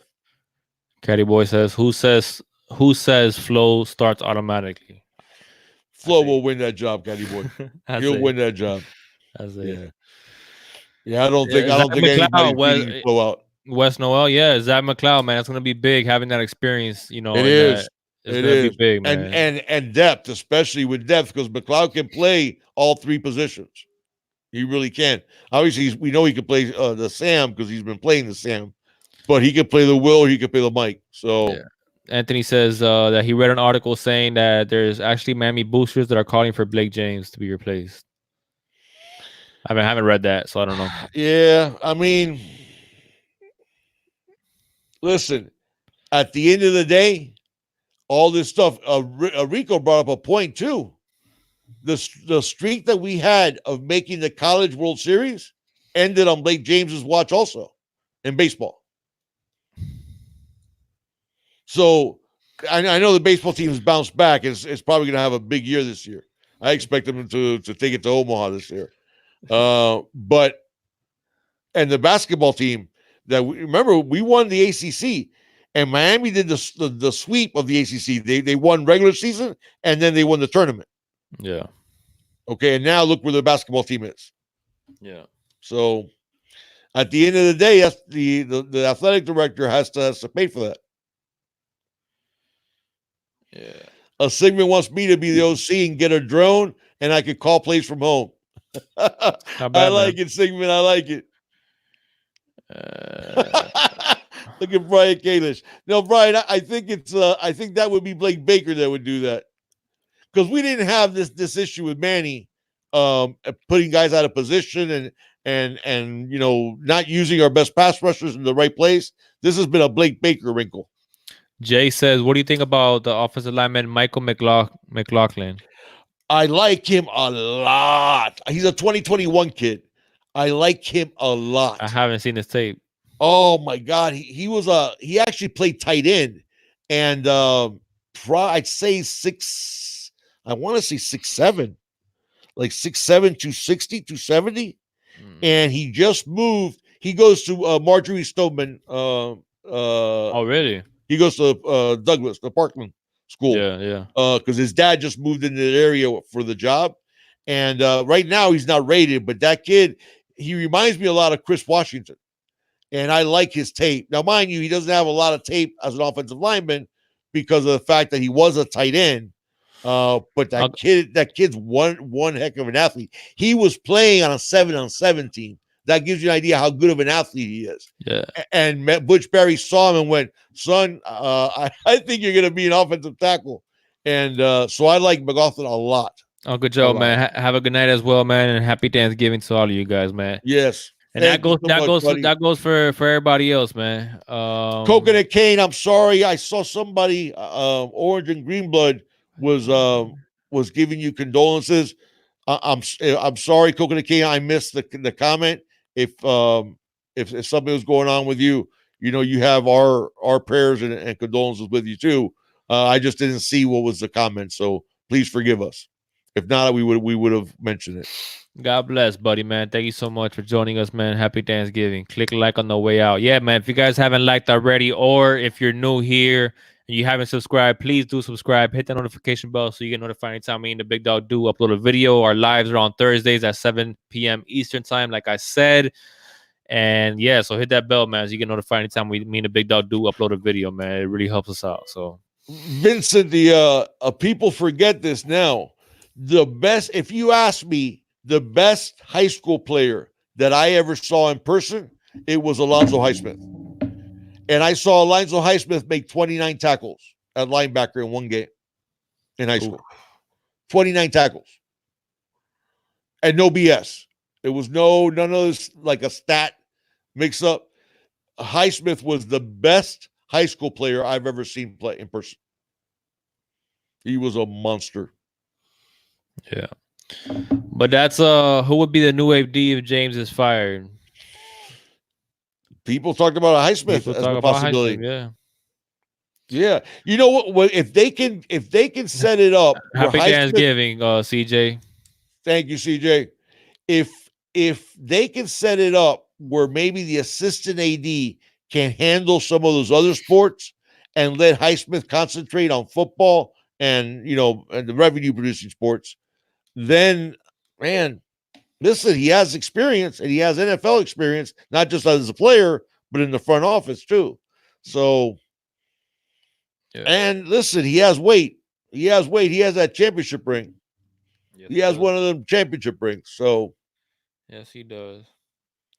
No, Anthony, I think TVD's in the boat. I think TVD sticks with Miami. Yeah. He sticks with Miami, and I think he's going to be a very good quarterback. And I think Matocha, people keep talking about Matocha like if he's just a guy that they brought in. Matocha's an interesting prospect, guys. People forget he's 6'4". He was a two-time state high jump champion, high jump 6'9". Hey, Coconut Cane's condolences were to the Miami Hurricanes, Big Dog, because we died against FIU. So. Okay, Coconut, I'm sorry. I thought Orange and Green Blood had mentioned something about condolences to you. Yeah, and I didn't, and I had missed so now we know. Yeah, Orange and Green Blood, love you back, guys. Cohen, have a great Thanksgiving. You already know. And yeah, man, to everybody else, man, we're gonna go ahead and bounce out of here, man. Heat are playing against the Rockets, so that should be a good game. Hopefully, we don't get destroyed the way we did against Philly. Caddy Boy said he saw Ray Lewis in high school. He said, "Oh my God, I imagine Caddy Boy.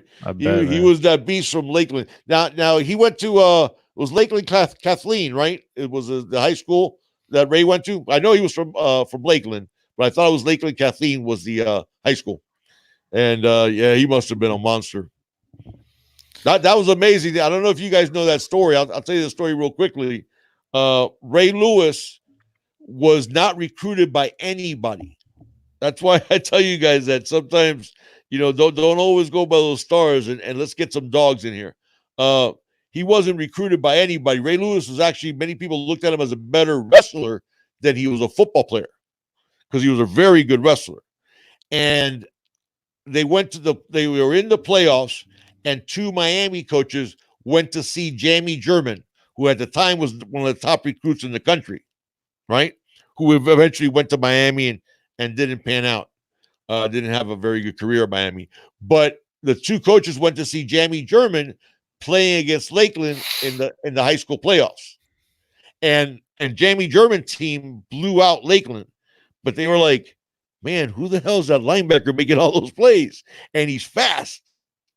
And that's how Alonzo Highsmith literally got the offer from Miami like a day or two before National Signing Day.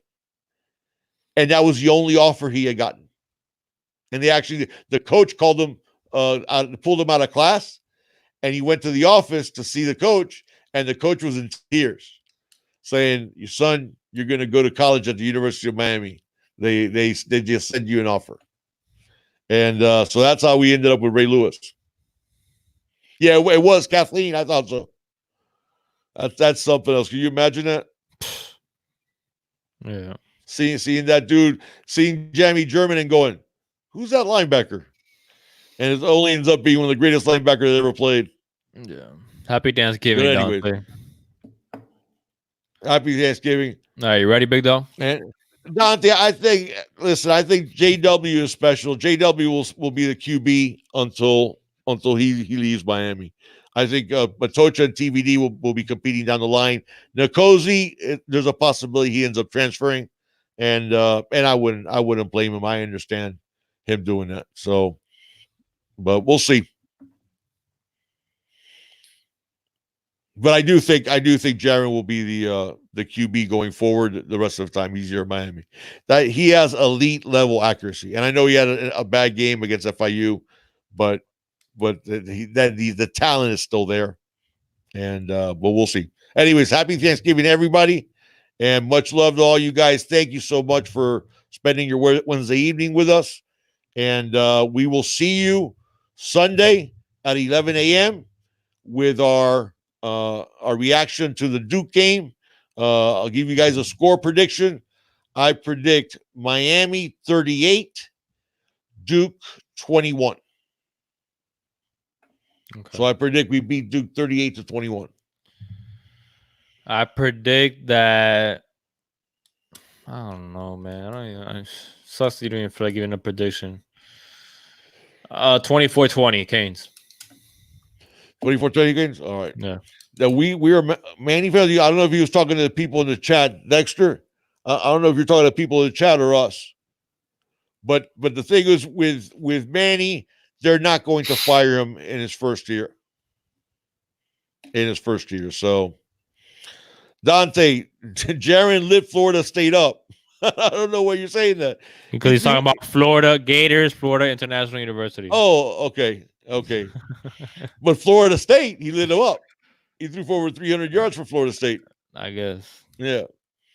We're okay, Dexter. Yeah, you're right, dude. We're Manny guys. We're not. No, I don't. Miami guys. No. I didn't know if he was talking to the people in the chat. He said you guys, but so you're right. Oh wow. Yeah. Okay. Whatever. Happy Thanksgiving, man. Hey, Dexter, I'm not going to scream for somebody to be fired when it's an unrealistic expectation. Right.